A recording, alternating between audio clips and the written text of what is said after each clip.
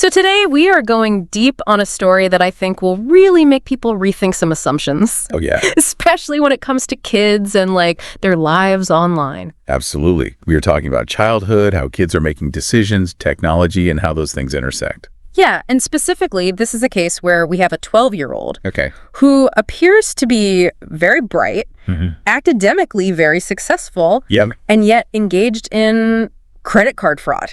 Whoa. And it wasn't out of like malice or anything. It was Right. literally because of a TikTok trend. Wow. It's like That's wild. almost like a plot twist in a movie or something. It really is. That's why we wanted to talk about it today, because it's so unexpected. Yeah, so the source material that we're looking at today is this piece titled, "My 12-Year-Old Accidentally Committed Credit Card Fraud," which is a first-hand account from a parent Makes sense. who had to like walk through this whole situation. Yeah. So what we're going to try to figure out today Right? is how this happened in the first place. Yeah. What were the repercussions like right away? Mm-hmm. But then also like what are the bigger takeaways that we can like extract from this to apply to, you know, parenting in a world that's just like saturated with all this stuff. That's right. Yeah, because so much of this stuff is new territory for parents. It is. So yeah, I'm fascinated to dive in. So, okay, let's unpack the setup here a little bit. Right. The parent in this piece describes their approach to like raising their kids as one that really focused on trust Oh. and like developing independent logical thinkers. Mm-hmm. So like raising kids who can think for themselves.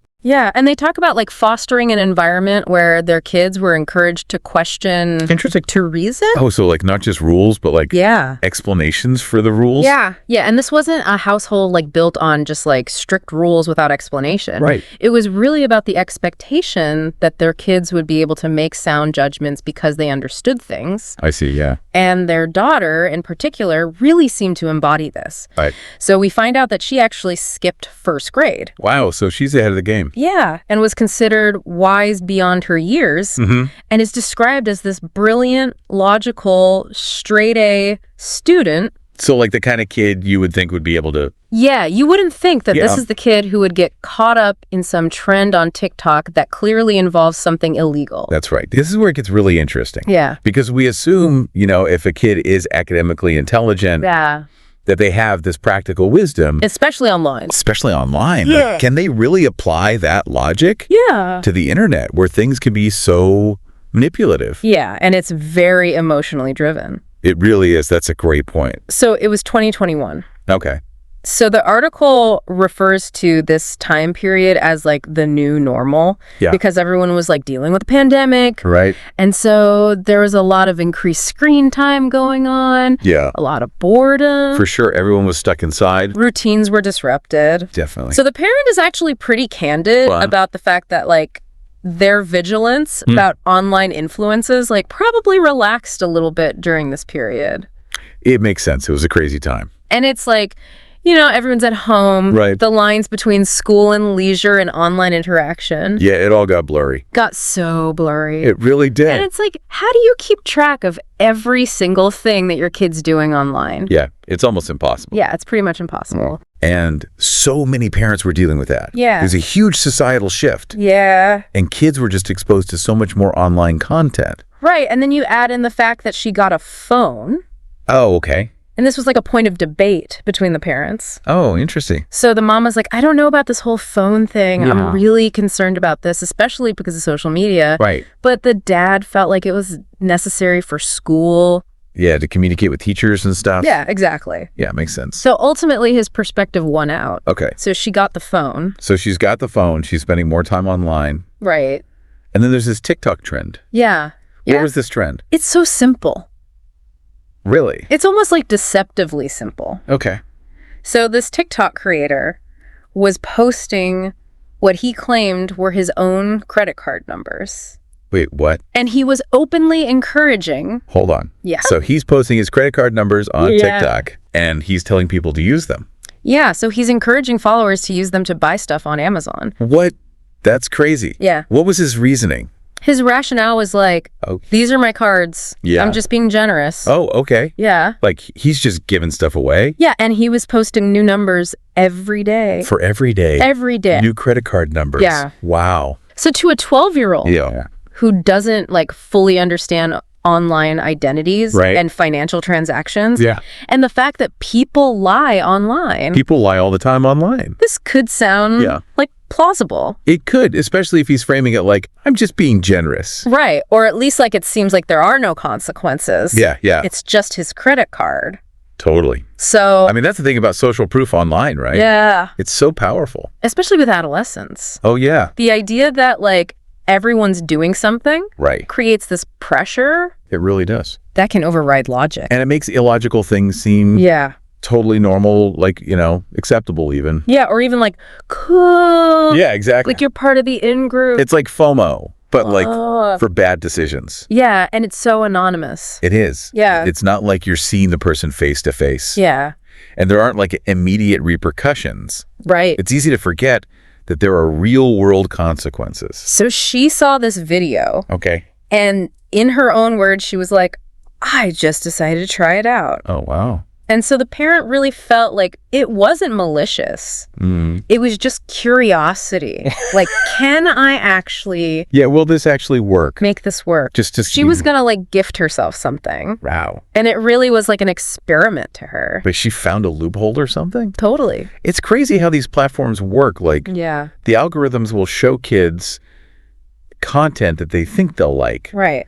And so these trends can blow up and reach so many kids. And so many young people who just Yeah. they don't have the capacity yet to be like, Right. is this real? Should I be doing this? Exactly. And she may not have even sought this out. Yeah. It could have just been shown to her Right. by the algorithm. Yeah. And she got a package with her name on it. Wow.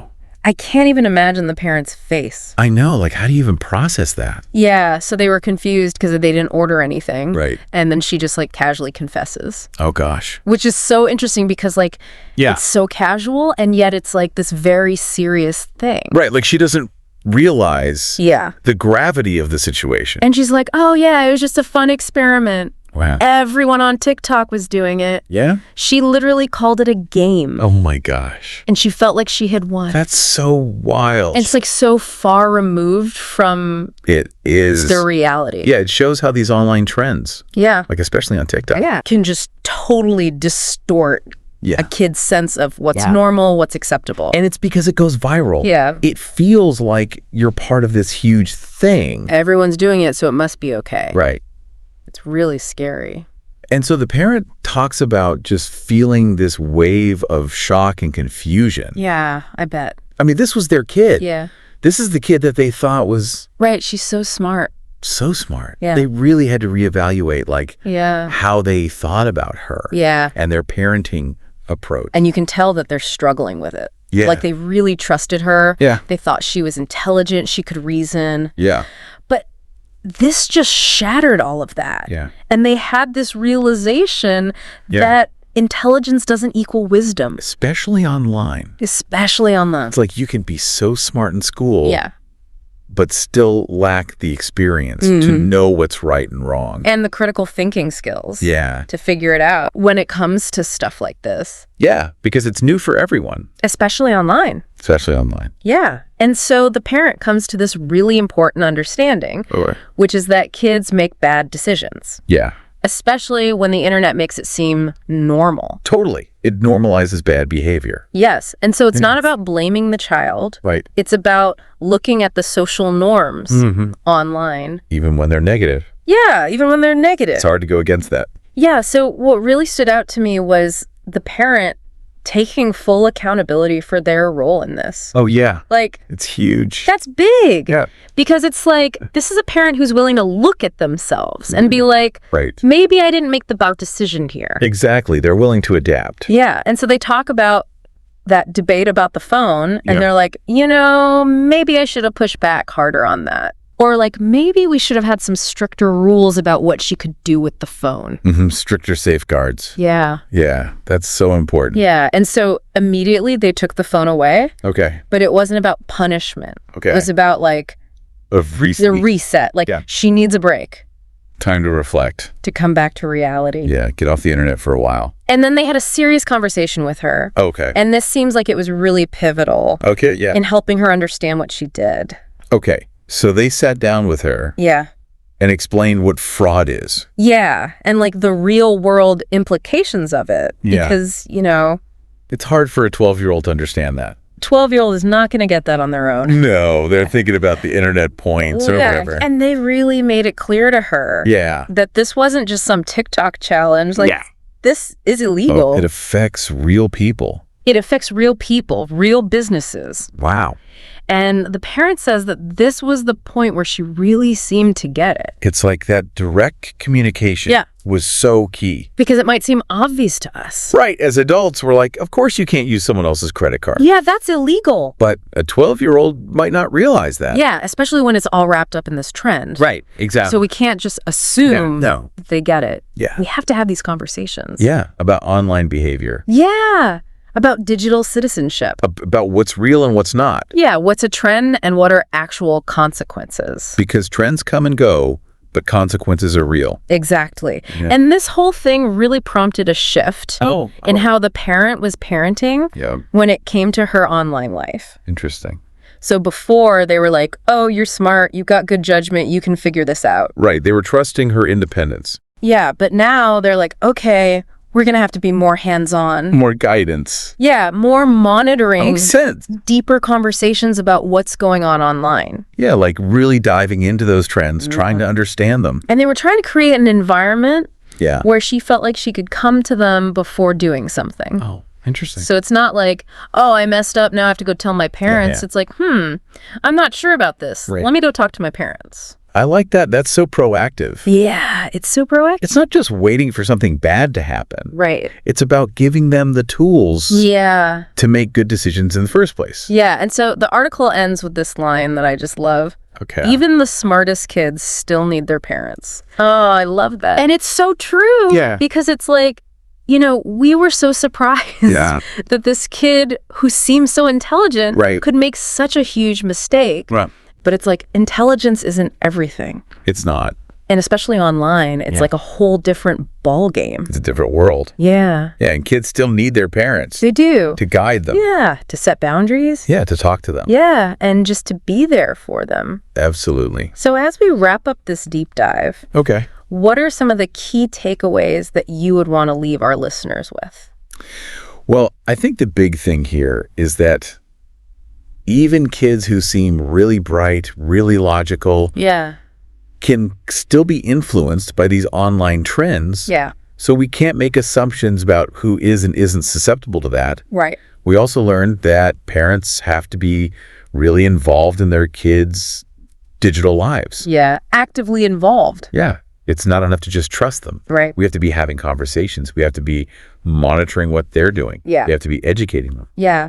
And I think the final thing is this distinction between intelligence and wisdom. Yeah. Especially online. Especially online. You can be really smart, but still lack the judgment to navigate this world. That's right. And to stay safe. And to make good choices. Yeah. It's a tough world out there. It really is. All right. So one final thought for you to ponder as we conclude this deep dive. Okay. So think about this. Yeah. Are there subtle ways that online trends and social media narratives are normalizing risky behaviors? Yeah. Or even unethical behaviors in ways that you haven't even fully thought about? Yeah. Not just for your kids, but for you. For me? Yeah. Yeah, okay. How can we cultivate those critical thinking skills? Yeah. Both in ourselves and in the young people around us. That's right. So that we can be more discerning when we see this stuff online. So we can make good decisions. Make better choices. Yeah. That's something I want everyone to think about as we sign off here. I like that. Thanks for joining us on The Deep Dive. Thanks, everyone. And we'll catch you next time. See you later. Bye.